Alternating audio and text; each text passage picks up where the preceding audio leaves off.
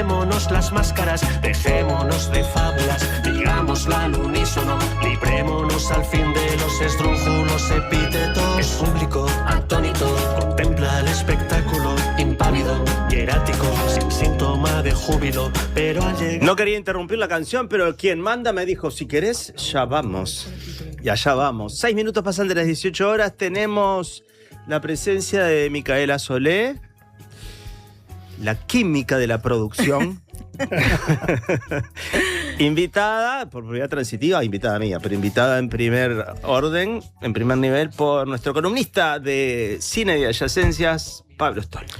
Buenas tardes. Buenas tardes, ¿cómo estás, Mica? Buenas tardes. Te voy a decir Mica como si te conociera. Yo creo que nunca le dije Micaela desde que la conozco. Claro, es que las personas que dicen, hacen en la cortita, vos te imaginás, a mí me dicen Alejandro cuando se enojan conmigo, ¿no? Alejandro. Sí, yo siempre tuve ese problema de tener un nombre corto, difícil de hacer más corto. Entonces es como, es medio raro, ¿no? Nunca fue como, no da.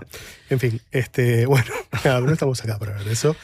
Escuchábamos una banda española llamada Doble Pletina, que yo me enteré que doble pletina quiere decir doble casetera en español del castizo. La canción se llama Esdrújulos Epítetos y tiene que ver con todo lo que escuché estos días desde que quedamos eliminados del Mundial hasta hoy. Esdrújulos Epítetos. A mí lo que me sorprendió es que yo sé que la invitada había elegido temas y cuando empezó a sonar dije, pero tiene que... este lo elegiste vos. Este lo elegí yo.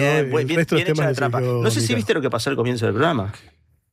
No. Hicimos una conexión con el show de Loquillo que estaba saliendo en escena en ese momento en España. Teníamos una amiga ahí que nos hizo de... Mira qué impresionante. Te digo porque ya que estás en España de doble casetero, te digo que tenemos doble españolismo hoy acá en el programa. Muy bien. Bueno, nada, un poco cuando hablamos de la definición de esta parte de las ganas, o sea, de mis ganas de estar en las ganas, era para charlar sobre cine, sobre adyacencias, como decías, y tratar como de hablar con gente que hace cine, que a veces no somos, y me incluyo ahí porque yo soy de los que sí, van a los medios cuando se hacen las películas, generalmente, que los que te llaman y te piden y no sé qué. En este caso, Mica Solé es una productora con muchos años de trabajo. Coincidentemente, el primer programa que tuvimos con Dani Hendler es una película producida por Mica, se llama Un Cabo Suelto, la última película que hizo Dani, que es que dirigió Dani y que hizo Mica, porque de eso vamos a hablar un poco ahora, que es hacer cine. Y como todo tiene que ver un poco con todo, en este tiempo tan futbolero, hay una frase que siempre traigo a colación cuando estoy involucrándome en un proyecto cinematográfico o en un proyecto audiovisual en general. Independientemente del lugar en el que estás haciendo una película. Y la frase es una frase de Juan Ramón Carrasco. Entonces, por eso tenía que ver con el fútbol. Bueno, también podría ser con el fútbol el pasado de relator que tiene Mica, ¿no? Bueno, ahí llegaríamos. Entonces, a Carrasco en un momento le preguntaron, Juan, ¿cuántos goles hiciste? Y él dijo, hacerlos todos. Hoy metí 2. Entonces, Muy bueno. Es un poco eso, como, digamos, desde el rol del director, es como, ¿cuántas películas hiciste? Así, hice un montón, dirigí X, ¿no? Pero en realidad, me recuerdo, o sea, la única vez que trabajamos juntos con Mica fue en una película en la que ella producía y yo fui, ¿qué lo que hice? Continuista. Entonces, nada, digo, yo me sentía haciendo la película, o sea, más allá que no estaba claramente dirigiéndola. Entonces, un poco como venimos por ese lado, como de hablar del hacer desde ese otro lugar que no es el de dirigir, ni es el de repente actuar, que también es algo como que está muy, muy reconocido, porque una cuestión obvia. Por exposición. Claro, o incluso los guionistas, ¿no? O sea, y yo creo que en el caso de Mica, que es o sea, de su línea producción, tiene una clara autoría, si vamos al caso, ¿no? O sea, si vamos a esa idea de, bueno, hay un cine que hacen determinadas personas, entonces yo sigo a tal persona que hace tal película porque la va a dirigir y me va a gustar lo que va a contar, la forma que lo va a contar. Bueno, yo creo que se puede seguir las películas de Mika con seguridad de que va a estar bueno lo que vas a ver. Y además, para sumarle todo eso, el año pasado, Mika debutó en la dirección de ficción, en un cortometraje. Está buenísimo, se llama Los Ciclos. Hermoso. Que después te vamos a contar dónde se puede ver, porque nosotros lo vimos porque vos no lo diste. Gracias, Mika. Por favor. Muy bien producido ese momento que necesitábamos. Y ya habías hecho un corto de documental que está dentro de una película coral, ¿sí? Esas películas extrañas como armadas con muchos cortos, se llama Multitudes, es de 2017, ¿no? Sí. Y en ese corto vos hiciste una cosa muy linda que es que filmaste la marcha del 20 de mayo o sea, que es la marcha del ejercicio, desde un lugar de silencio y con una forma muy, muy minuciosa de contarla, en la que se nota mucho cariño, mucho respeto, pero también mucho haber estado muchas veces. Entonces, si querés, arrancamos por ahí, por tu primer corto documental, porque venías de dirigir, de producir muchos documentales, específicamente con Aldo Garay, que es, a mi entender, el mejor documentalista del Uruguay. Subrayamos eso. Sí. Al mío también. Porque Aldo, además, ya que estoy, digo esto, que es como el primer director con el que yo trabajé, que no hice su ópera prima hasta el momento, y además que yo ya admiraba, o sea, que a mí me gustaban sus películas. Entonces, para mí, yo descubrí el documental con Aldo, o sea, el hacer documentales. Por eso, hasta ese momento hacía solo ficciones. Y en el momento en que empecé a hacer documentales, como que amé el documental, porque el documental te permite entrar como en mundos que te son ajenos, cambiar, intervenir, como el proceso de hacer el documental ya cambia a todos los que participan en ese proceso, o sea, y además pasan cosas más allá de la película y bueno, y después queda la película. Más allá de, porque siempre los documentales son menos vistos, son más bajo perfil que las ficciones, pero después cuando ves como los años y el transcurrir de lo que pasó con cosas que salieron de ahí o que se conocieron ahí. Hoy cuando me preguntaste las canciones estuve a punto de decirte alguna de Eduardo Franco, justamente porque me vino eso a la cabeza, como de cómo uno cuando hace documentales revaloriza cosas, encuentra cosas, descubre cosas. Pero vos me preguntabas por lo del documental por el 20 de mayo, por digamos lo que... Esa fue una invitación, digamos, de los directores que estaban haciendo. Ellos querían hacer un largo compuesto por varios cortos basados en multitudes. Y en realidad a mí me convocaron para hacer el 20 de mayo en un momento que estaba bueno, pues yo en realidad ese momento estaba totalmente abocada a la producción, o sea, todavía era jefa de o sea, todavía trabajaba a veces como jefa de producción, me parece, cuando lo filmamos, porque después demoró mucho en estrenarse, que es un clásico de las películas uruguayas, pero cuando lo filmamos yo todavía era jefa de producción, que yo empecé en la producción siendo jefa de producción, que es un trabajo técnico vinculado a la logística del rodaje, y trabajaba en publicidad, y por eso, y después empecé a trabajar en cine, y a partir de ahí fui productora de películas. Y claro, yo sí conocía mucho el tema, y por eso el tema de las marchas.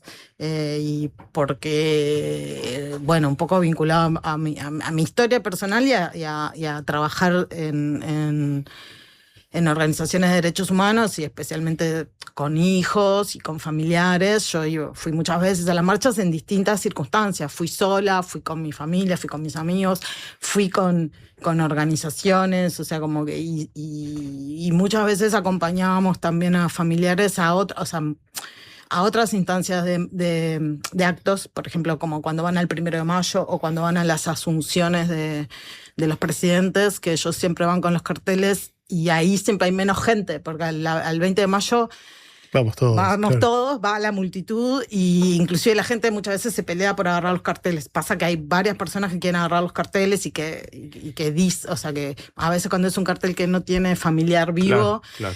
hay gente que dice, pero yo soy amigo, pero yo... Bueno, en cambio, esos otros actos que faltan manos para llevar los carteles, y pila de veces yo también he ido junto con organizaciones a eso. Y sí, Mica, perdón, está muy mal que te pregunte qué quisiste decir cuando dijiste mi situación personal. mi historia personal es porque yo, que eso, bueno, también está un poco en mi corto, que es, mis padres estuvieron presos, mi madre cayó era presa política en el año 72, embarazada, entonces yo nací en la cárcel con mi madre, y estuve con mi madre, estuve hasta el año y 9 meses con ella, y después yo salí y ella siguió presa. ¿Eran Punta Carretas eso?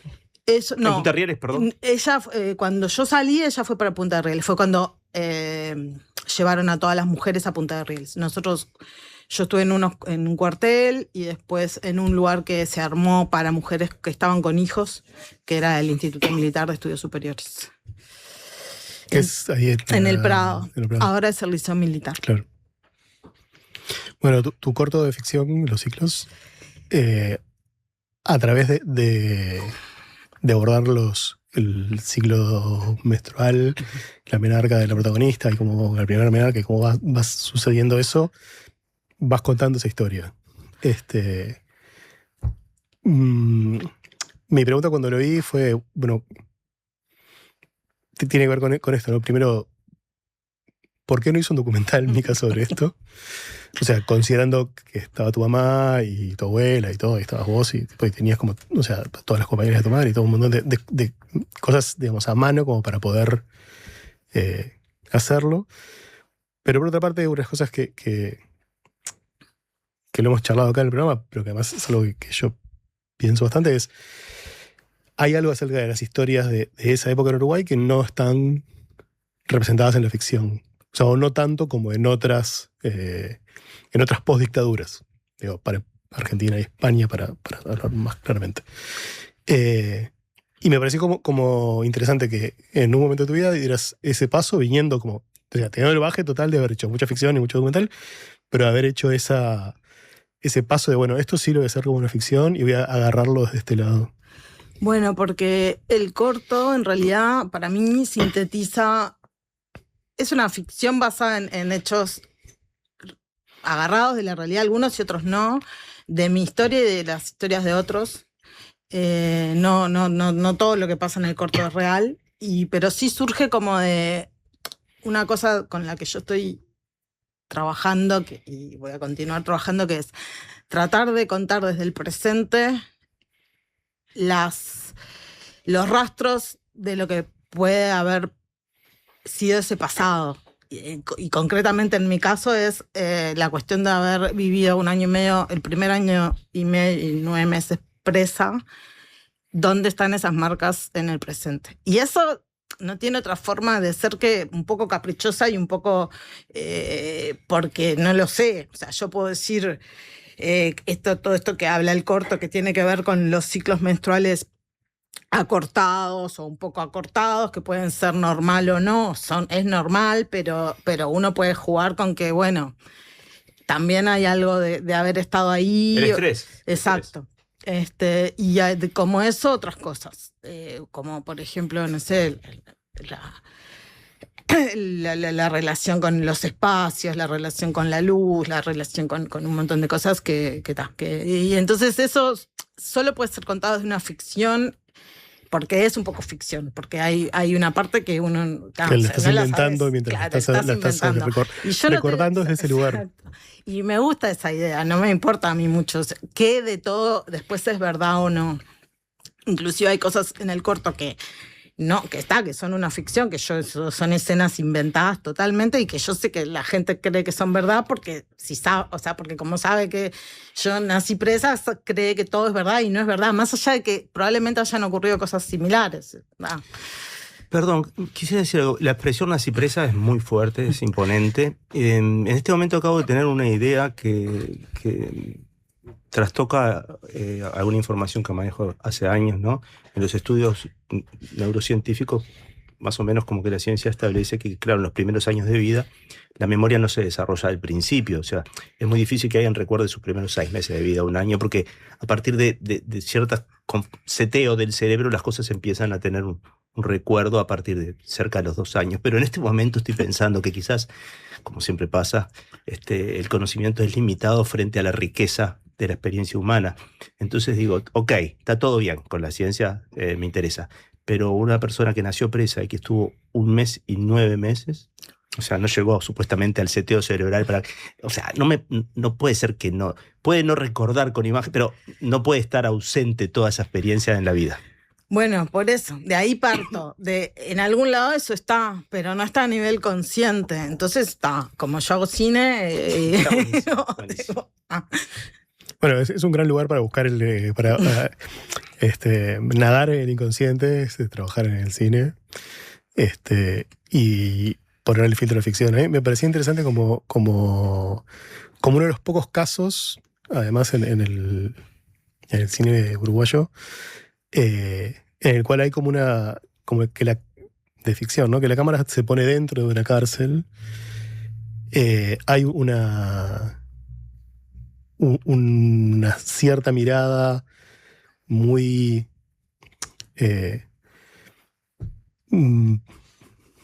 concreta, pero a la vez respetuosa de la tortura.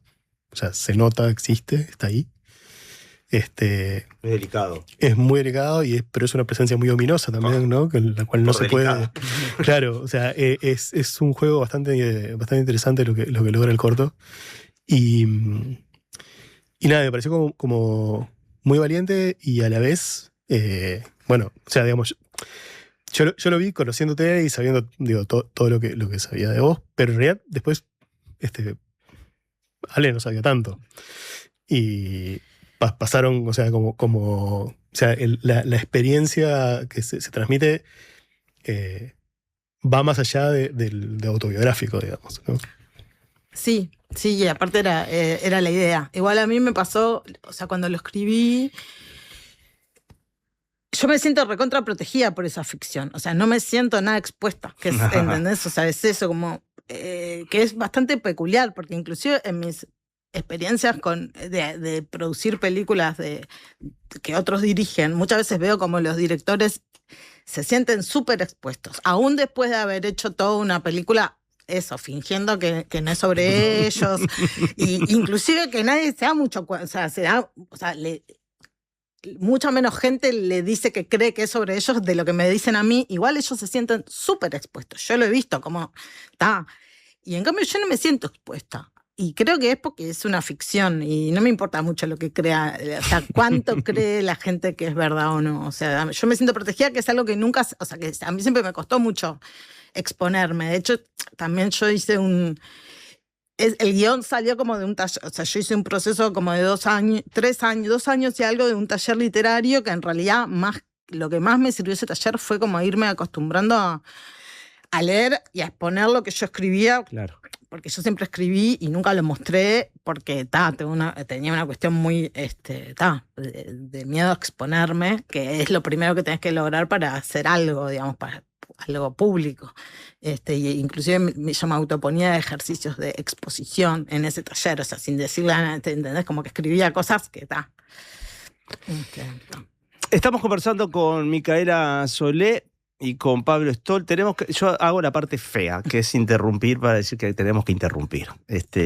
Hay que mandar una pausa. Con respecto a la música que querían poner, ¿es ahora o es al regreso de la pausa? ¿Cómo querés? Como vos quieras. Como Micaela diga. Y ponemos ahora, no sé. ¿Qué querés escuchar entonces? Ponemos Citarrosa. Dale. Y elegiste la canción esta. ¿Algo que quieras decir antes de que suene? No, que pensé en esa canción porque esa canción la tocaba mi madre en la guitarra y bueno, para mí es, Citarrosa. ¿Qué voy a explicar de Citarrosa?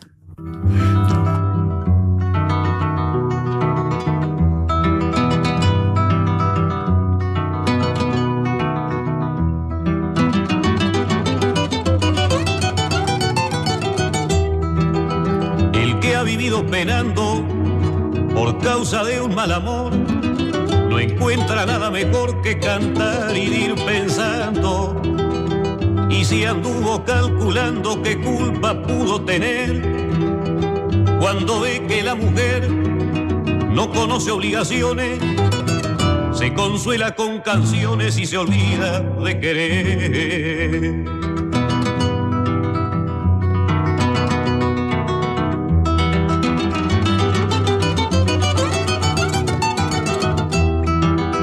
Por eso, niña, te pido que no me guardes rencor. Yo no puedo darte amor ni vos podés darme olvido. Yo sé que en cualquier descuido me iba a bolear contra el suelo, y aunque me ofrezcas consuelo, yo no lo puedo aceptar. Puedo enseñarte a volar, pero no seguirte el vuelo.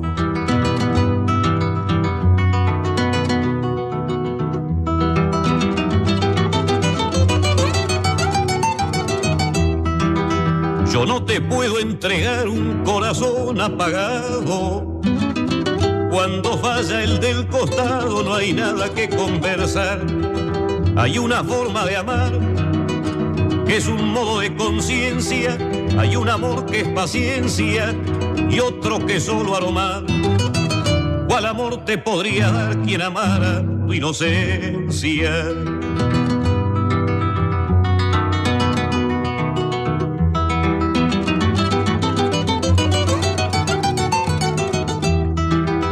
Cuando te vuelva a encontrar nos podremos sonreír.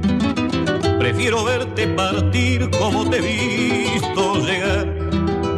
Cuando vuelvas a pensar que una vez te conocí y que no más porque sí, te compuse una canción. Cantará en tu corazón lo poquito que te di.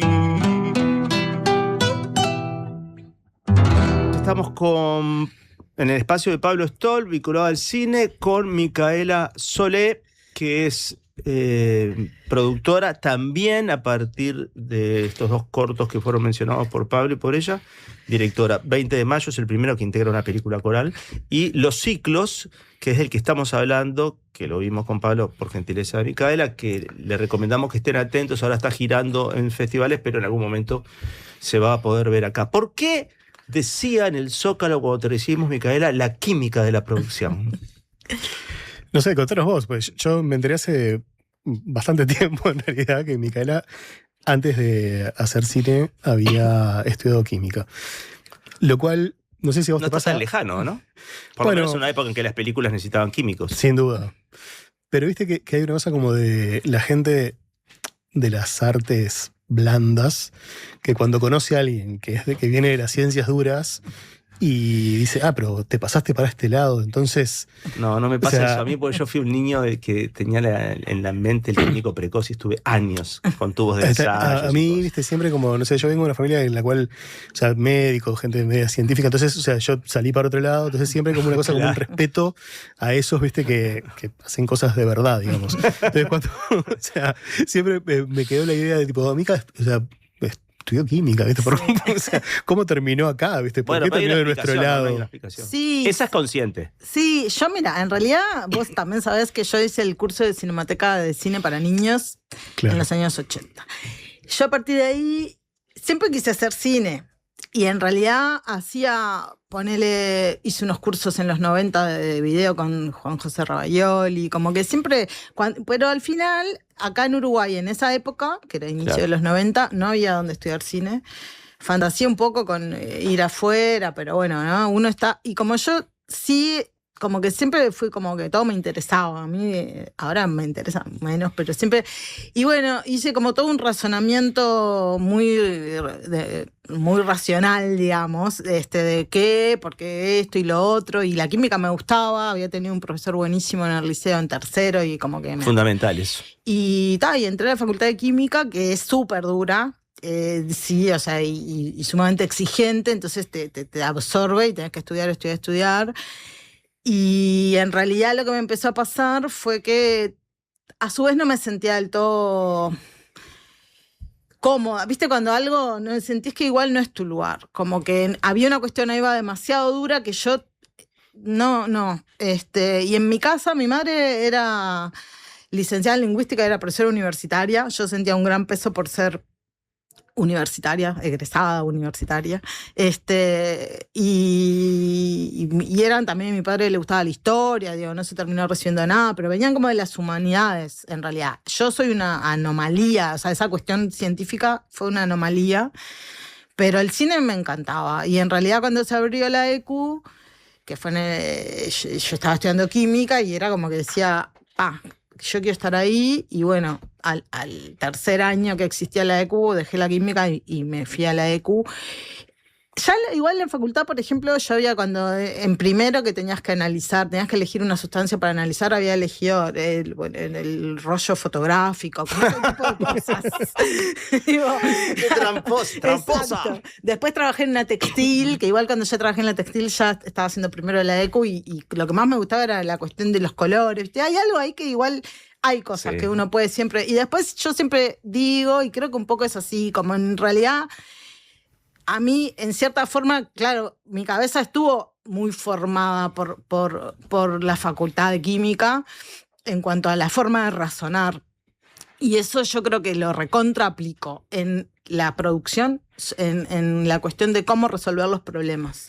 De hecho, hubo un profesor en la facultad que nos lo enseñó explícitamente, nos dijo, para resolver un problema hay que dividirlo por partes, hay que entonces vos agarrás, nos ponía el ejemplo del cable, por ejemplo, si un cable no funciona, primero se fijan si está pelado, si no está pelado, si la ficha funciona, si es la ficha del cable o es la ficha de la pared, no sé, como diseccionar el problema, y yo eso lo recontra aplico en la producción. O sea, creo que tiene que ver con cómo uno se entrena o te entrenan en cómo razonar. Y eso, por ejemplo, yo creo que lo aprendí en la Facultad de Química y lo aplico en la producción de cine. No, estaba pensando, o sea, conociendo directores con los que has trabajado, qué difícil debe ser racional con algunos de ellos, desde ese lugar, ¿no? O sea, como de, bueno, esto es un problema, Daniel, vamos a separarlo. No, pero eso lo hago yo, él no lo hace, yo resuelvo el problema. Decís que no se entera él, el director. Y sí, o sea, después razonar a veces es difícil. O sea, intentar que el otro razone, hay que aplicar diversas estrategias. ¿Y te pesó eso a la hora de dirigir tu corto? Esta cuestión de cómo... Claro, porque también lo produjiste. Sí. Estuviste. Claro, sí. Tuviste el control de las dos cosas. Digamos. Tuve, sí. ¿Cuál es el digamos, el colmo el colmo del productor? Es decir, ¿se puede ser un productor y ir al cine a ver una película con amigos y no pensar, uy, mirá la producción de esta película? Sí, se puede. A veces te pasa, a veces te gana un poco, pero a todos los que hacemos cine me parece que nos gana. Eso pasa en cualquier área, claro. Pero la producción tiene algo que quizás el espectador en general podría no notar algunos déficits o algunas cosas que vos decís, mira, esto hubiera mejorado, sí, no sé.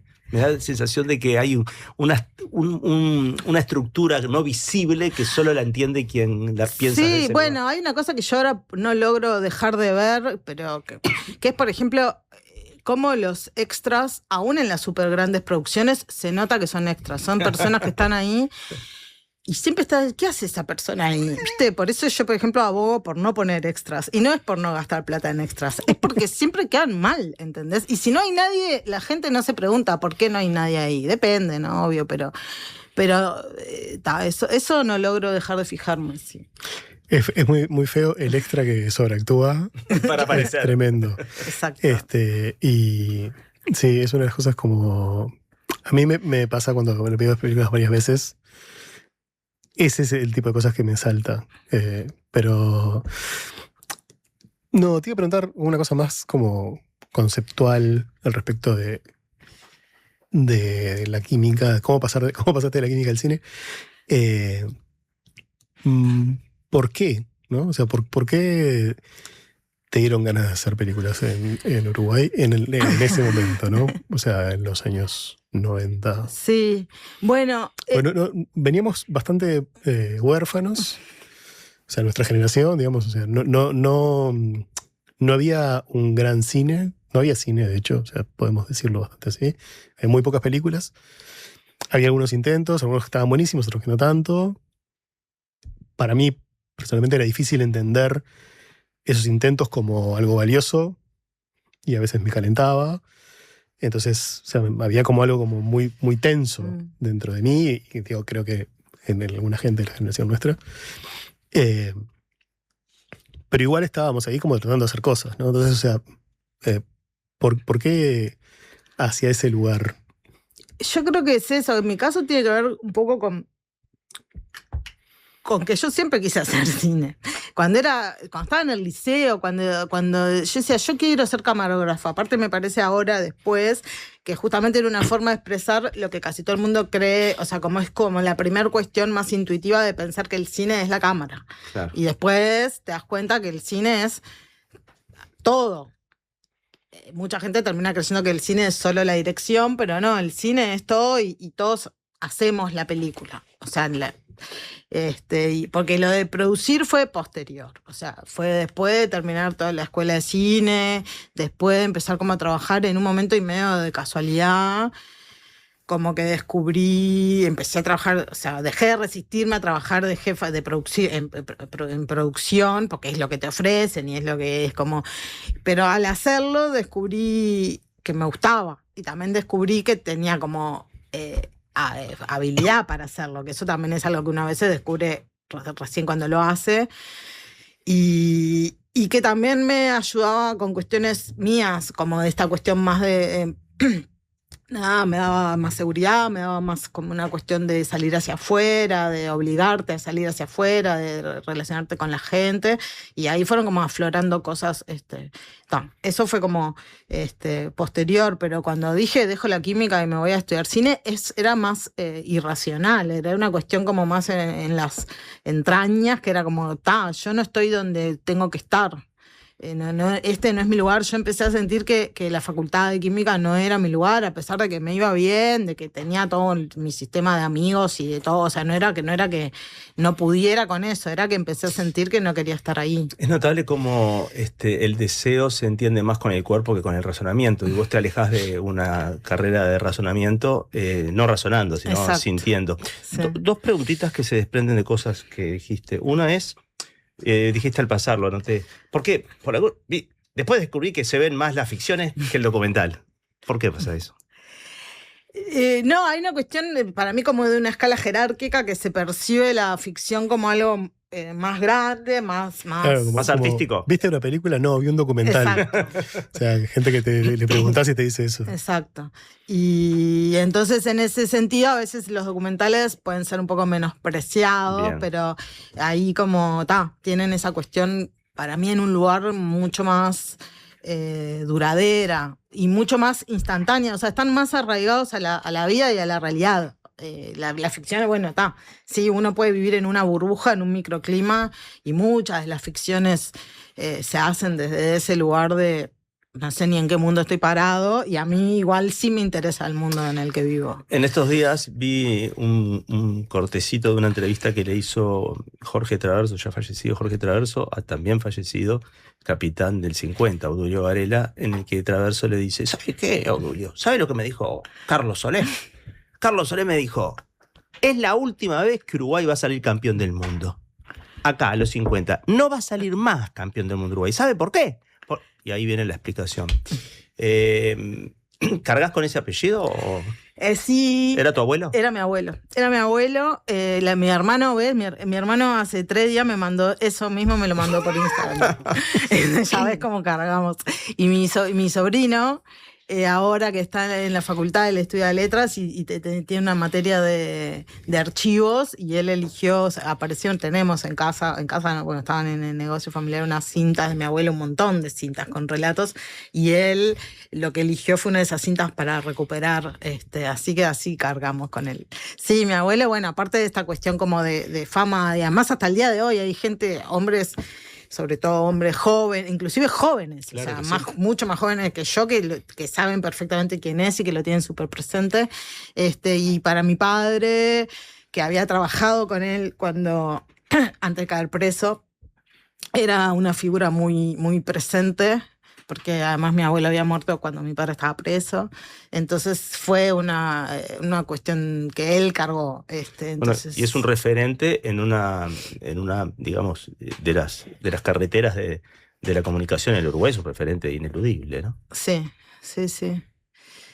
Sí. No, y bueno, y tenía una... Aparte de que igual él mismo, otra frase de él que no sé cuán pública es o no, pero que es que él decía que en realidad él tenía ese peso por la radio, que el día que porque cuando él murió había entrado la televisión y que bueno, que la televisión los iba a volver obsoletos a los relatores de fútbol.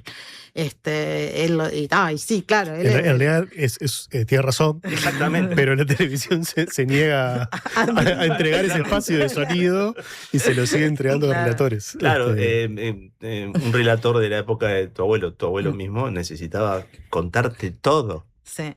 ¿No? O sea, hacerte la película. Ahora la tele te muestra lo que antes contaba él y él lo tenía que encontrar la forma de contarlo y que se viera. Era que la diferencia entre narrar y agregar palabras a algo que ya todos estamos viendo, ¿no? O sea, sí, o hacer foco o encuadrar con palabras lo que todos estamos viendo. Yo quería hacerte una pregunta sobre justamente la que para mí es tal vez la mejor película de la filmografía uruguaya de los últimos 20 años. Que es El Hombre Nuevo. Es una película de Aldo Garay. Es una documental, por la duda.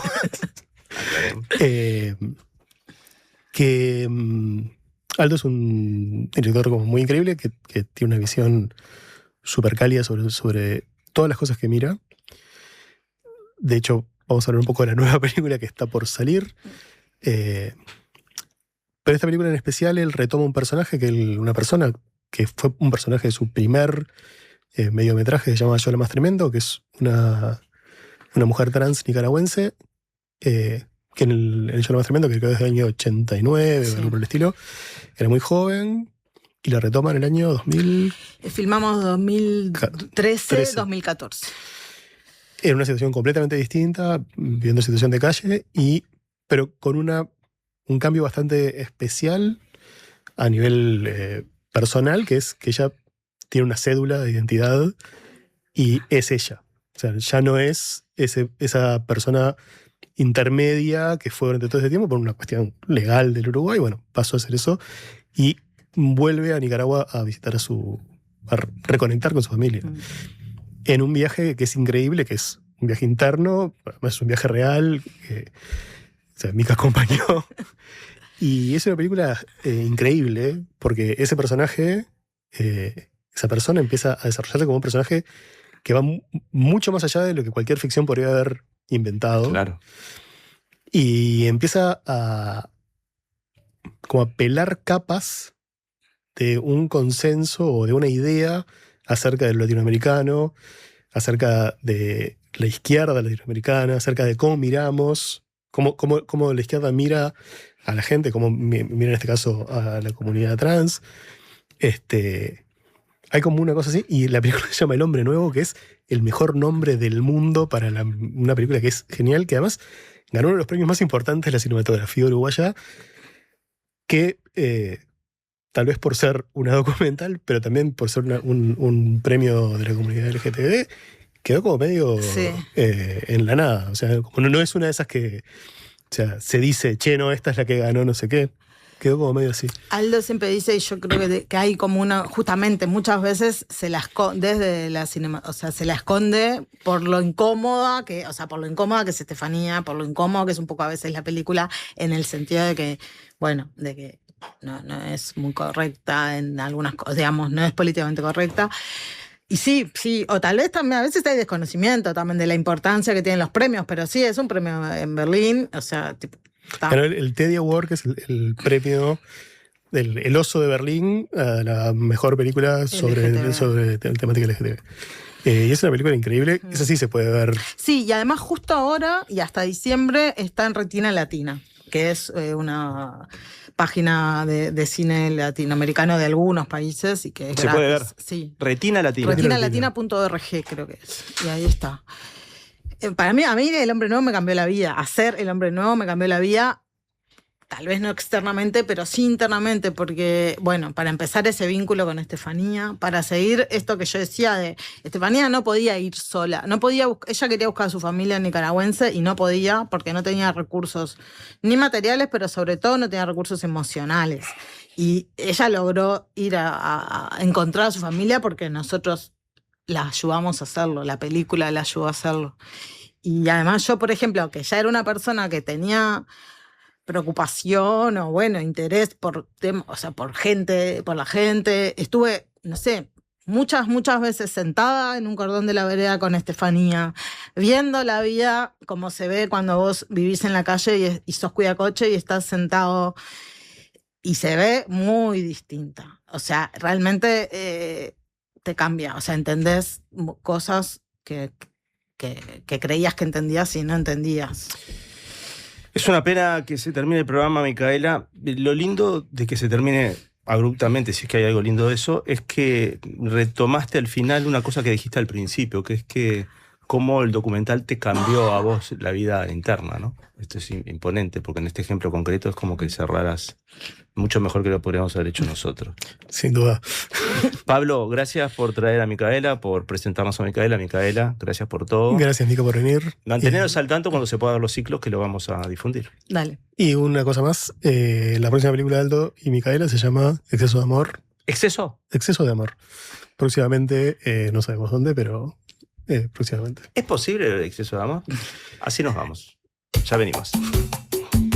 Me gusta esta ciudad, me gusta mi barrio, me gustan los pibes de mi barrio y me gustan los pianos. Los pianos. Me gusta este lugar. Que no, ¿cómo que no? Míralo, míralo, porque tiene mucho cielo y mucho mar. Me gusta este lugar. Que no, ¿cómo que no? Míralo, míralo.